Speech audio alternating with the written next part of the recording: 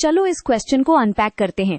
यहाँ core idea ये है कि सेपरेट इलेक्टोरेट्स को लेकर लीडर्स का ओपिनियन इतना शार्पली डिफरेंट क्यों था और उसका हिस्ट्री पर क्या असर पड़ा।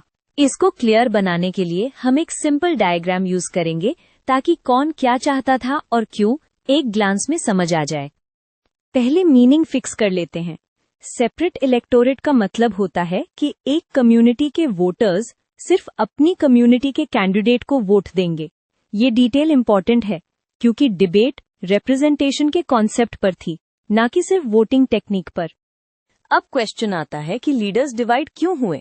क्योंकि सबका गोल फेयर रिप्रेजेंटेशन था, पर उनका डर और प्रायोरिटी अलग थी। कोई माइनॉरिटी प्रोटेक्शन को फर्स्ट मानता था, कोई नेशनल यूनिटी को। दोनों तरफ लॉजिक था, बस लेंस डिफरेंट था। जो सेपरेट इलेक्टोरेट्स के सपोर्ट में थे, उनका आर्ग्यूमेंट सिंपल था।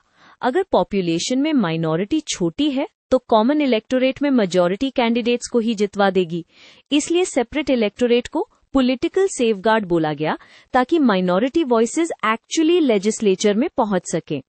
इस साइड पर आप मुस्लिम लीग का स्टैंड देखते हो और लेटर डिप्रेस्ड क्लासेस के लिए अंबेडकर का कंसर्न भी। उनका पॉइंट ये था, पॉलिटिकल पावर बिना गारंटीड रिप्रेजेंटेशन के सोशल रिफॉर्म और राइट्स पेपर पर रह जाते हैं। सो उनके लिए ये सर्वाइवल और वॉइस का इशू था। अब ऑपोजिशन साइड समझो। कांग्रेस और गांधी जैसे लीडर्स का डर ये था कि सेपरेट इलेक्टोरेट्स आइडेंटिटी को और रिजिड कर देंगे। अगर इलेक्शंस ही कम्युनिटी लाइंस पर होंगे तो पॉलिटिक्स भी वहीं रिवॉल्व करेगी और एक शेयर्ड नेशनल पॉलिटिक्स वीकन हो जाएगी। उनके लिए ये एक डिवाइड का सीड लगता था। एक और हिस्टोरिकल एंगल है ब्रिटिश पॉलिसी। बहुत लीडर्स ने सेपरेट इलेक्टोरेट्स को डिवाइड एंड रूल स्ट्रैटेजी के रूप में देखा, क्योंकि जब ग्रुप्स अलग अलग वोट बैंक्स बन जाते हैं, यूनाइटेड एंटी कॉलोनियल प्रेशर कम हो सकता है। इसीलिए क्वेश्चन सिर्फ रिप्रेजेंटेशन का नहीं, पावर कंट्रोल का भी था। अब इम्पैक्ट्स पे आते हैं। हिस्टोरिकली सेपरेट इलेक्टोरेट्स का स्टार्ट मौली मिंटो रिफॉर्म से मुस्लिम इलेक्टोरेट्स के साथ, फिर आगे और ग्रुप्स तक डिबेट स्प्रेड हुई। 1932 के कम्युनल अवार्ड के टाइम कॉन्फ्लिक्ट पीक पर गया और पूना पैक्ट एक मेजर टर्निंग पॉइंट बना। डिप्रेस्ड क्लासेस के लिए सेपरेट इलेक्टोरेट्स नहीं, but reserved seats common electorate में। लॉन्ग टर्म इम्पैक्ट ये हुआ कि पॉलिटिक्स में कम्युनिटी बेस्ड मोबिलाइजेशन स्ट्रांग हुई, मिसट्रस्ट और पोलराइजेशन बढ़ा और कॉन्स्टिट्यूशनल नेगोशिएशन ज्यादा कॉम्प्लिकेटेड हो गई। ये सब फैक्टर्स लेटर कम्युनल पॉलिटिक्स और पार्टीशन के एनवायरनमेंट को भी फीड करते हैं।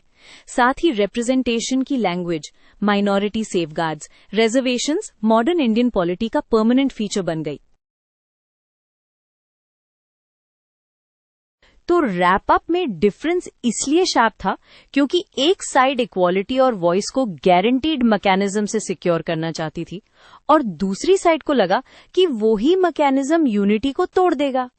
एग्जाम में आंसर लिखते टाइम दोनों आर्ग्यूमेंट्स और 1909 से 1932 पूना एक्ट तक के इम्पैक्ट जरूर कनेक्ट करना। That makes it historical and complete.